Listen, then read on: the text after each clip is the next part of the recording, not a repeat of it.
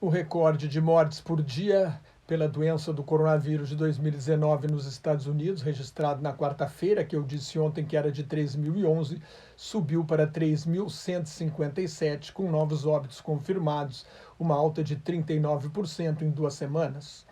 Os casos novos no mesmo dia foram 218.690. Até agora, o país mais rico e poderoso do mundo teve cerca de 15 milhões e 600 mil casos confirmados e mais de 292 mil mortes. É mais do que o total de soldados americanos mortos na Segunda Guerra Mundial, que foram 291.557 em 3 anos e 8 meses de guerra do ataque japonês a Pearl Harbor, no Havaí, em 7 de dezembro de 1941, a rendição do Japão em 14 de agosto de 1945, depois dos bombardeios nucleares a Hiroshima e Nagasaki. Mais de 107 mil pessoas estão hospitalizadas e cerca de 20% estão em situação grave. O diretor do Centro de Controle e Prevenção de Doenças, Robert Redfield, prevê 3.000 mortes por dia nos próximos 3 meses. Uma funcionária do Centro de Controle de Doenças revelou que o governo Donald Trump a pressionou para apagar e-mails a fim de acobertar os erros da administração.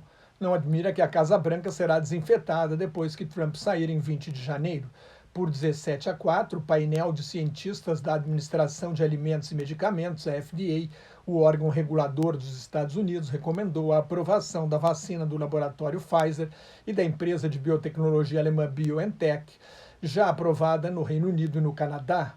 The New England Journal of Medicine, a revista médica mais prestigiada do mundo, publicou os relatórios que apontam uma eficácia de 95%. A aprovação final deve sair nos próximos dias. Imediatamente, milhões de doses serão distribuídas pelas Forças Armadas em todo o país. O Canadá também vai começar a imunização na próxima semana. Com mais 769 mortes e 53.420 casos novos notificados em 24 horas, o Brasil chegou a 179.801 mortes e 6.783.543 casos confirmados. A média diária de mortes dos últimos 7 dias foi em 642, alta de 35% em 2 semanas. Em 21 estados e no Distrito Federal, o número de mortes está em alta. A média diária dos casos novos dos últimos 7 dias está em 42.290, com alta de 34% em 2 semanas. Com a negligência e a insensibilidade que o caracterizam, o presidente Jair Bolsonaro afirmou que estamos vivendo um finalzinho da pandemia e que o Brasil foi um dos países que melhor se saiu economicamente. 2 mentiras. Em São Paulo, o Instituto Butantan começou a fabricar a vacina chinesa Coronavac. O governo de São Paulo promete produzir 1 milhão de doses por dia durante 7 dias por semana. 4 milhões de doses serão enviadas a outros estados. Das 5 maiores economias da América Latina, o Brasil está em 4º lugar na corrida pelas vacinas, de acordo com a Universidade Duke da Carolina do Norte. O Brasil está atrás do Chile, da Argentina e do México, só está na frente da Colômbia. O Chile é o único país latino-americano que já garantiu vacinas para imunizar toda a população. Na Argentina, o presidente Alberto Fernandes anuncia o início da vacinação entre o fim de dezembro e fevereiro. A meta é vacinar 10 milhões de argentinos até lá. O Centro de Controle de Doenças da África fez um apelo aos países ricos para que distribuam as vacinas que compraram em excesso. Países ricos, com 14% da população mundial, reservaram a metade das vacinas até agora. No mundo já são 69 milhões e 600 mil casos e 1.582.000 mortes. Na Europa, a Itália registrou mais 887 mortes em 24 horas. Ontem foi o terceiro pior dia desde o início da pandemia. A taxa de positividade dos testes está em 9,9%. Londres tem a taxa de transmissão mais alta da doença no Reino Unido. O país de Gales vai fechar as escolas e as universidades a partir de segunda-feira.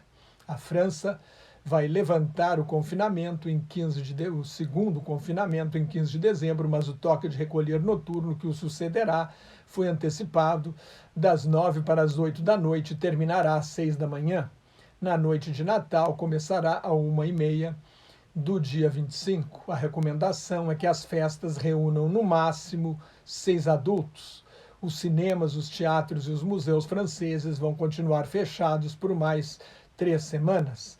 A meta do presidente Emmanuel Macron era baixar o número de casos novos para menos de 5 mil por dia até 2 de dezembro.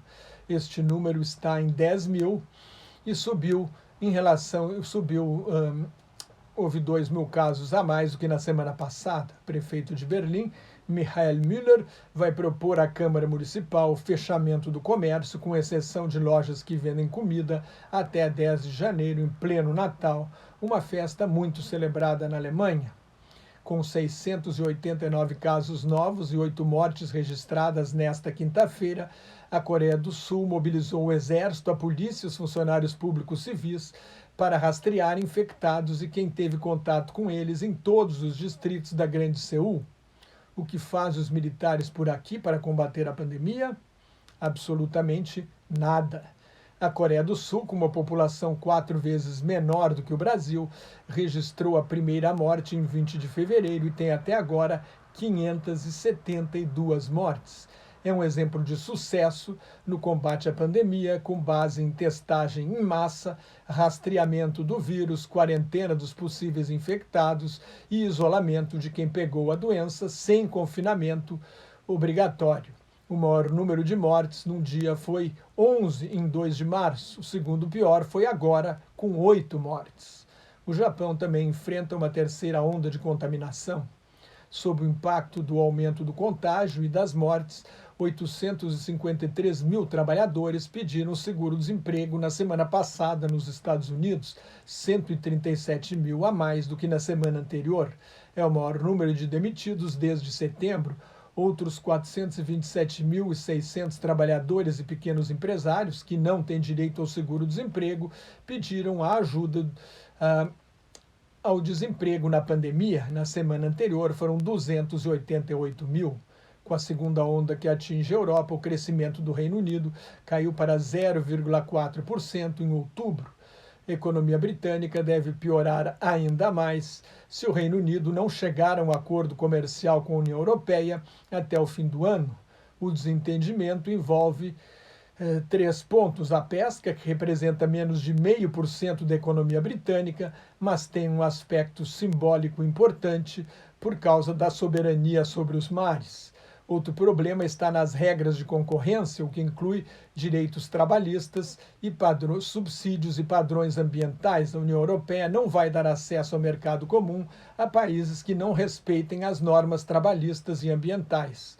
Seria uma concorrência desleal. Por fim, quem vai decidir os conflitos? O primeiro-ministro britânico Boris Johnson, um dos líderes do movimento pela saída da União Europeia, considera uma violação da soberania nacional se submeter às leis e aos tribunais europeus. A Europa Unida não vai flexibilizar as regras do mercado comum. Será um golpe duplo para a economia britânica, a pandemia e o fim do acesso livre ao mercado, com que o Reino Unido tem a metade de seu comércio exterior. A decisão final sai no domingo.